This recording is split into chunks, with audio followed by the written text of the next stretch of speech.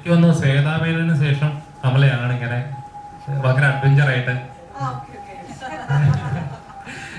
എന്താണ് സത്യം പറഞ്ഞാൽ ഇതിനുള്ള ഇൻസ്പിറേഷൻ എന്താണ് ഇങ്ങനെ ഈ ഒരു പീരീഡിൽ പോലും ഇത്ര ആക്റ്റീവായി നിൽക്കാനുള്ള ഇൻസ്പിറേഷൻ എന്താണ്?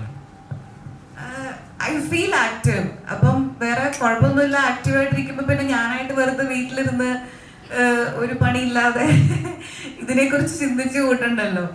ആൻഡ് ഐ ഫീൽ ഇപ്പം പ്രഗ്നൻസി എന്ന് പറയുന്നത് അങ്ങനെ ഭയങ്കര ഒരു ബുദ്ധിമുട്ടുള്ള കാര്യം അല്ലെങ്കിൽ എന്തോ വലിയൊരു ടാസ്ക് ആയിട്ടൊന്നും എനിക്ക് തോന്നുന്നില്ല. എനിക്കിപ്പം ഉള്ള ഒരു ഫ്ലോ അതിൽ തന്നെ ഐ ഫീൽ ഇപ്പം കുറച്ചുകൂടെ I feel more loved, more pampered. അപ്പൊ ഈ ഒരു എനർജി ഇങ്ങനെ റിസീവ് ചെയ്യാൻ പറ്റുന്ന നല്ല കാര്യമല്ലേ. And also I want give out a positive pregnancy message you know. അപ്പം അതും എല്ലാം അലൈൻഡ് ആയല്ലോ. എൻ്റെ ഇത്ര ഫിലിംസ് റിലീസ് ആവുന്നു, പ്രൊമോഷൻസ്, ഇവന്റ്സ്. അപ്പൊ അതെല്ലാം ഒരു ബ്ലെസ്സിങ് ആയിട്ടാണ് കാണുന്നത്. അപ്പോൾ I am just embracing it completely and I am enjoying it. ഒരു സർവൈവിംഗ് ത്രില്ലർ വരുന്ന ഒരു ചിത്രമാണ്. അതെ, എനിക്ക് ആ മരുഭൂമിയിലെ സീൻസിലൊന്നും ഞാൻ ഭാഗമായിരുന്നില്ലല്ലോ. അതിന്റെ എല്ലാ എക്സ്പീരിയൻസ് എനിക്ക് കിട്ടിയത് ഇവിടെയാണ്.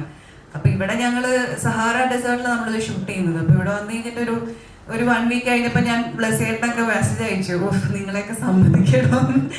അവരനുഭവിച്ചതിൻ്റെ വളരെ കുറച്ച് ഞങ്ങള് അനുഭവിച്ചുള്ളൂ എങ്കിലും ഷൂട്ട് ചെയ്തുള്ളൂ എങ്കിലും അതിന്റെ ഇന്റൻസിറ്റി നമുക്ക് കുറച്ചുകൂടെ മനസ്സിലാകാൻ സാധിച്ചായിരുന്നു. അപ്പോൾ അതില് ഇറ്റ്സ് നോട്ട് എ സർവൈവൽ അല്ല, അർഫാസ് പറഞ്ഞ പോലെ, ബട്ട് മരുഭൂമിയിൽ തന്നെ നടക്കുന്ന ഒരു ഇന്റൻസ് ഡ്രാമയാണ് ഈ ഫിലിം, ത്രില്ലർ.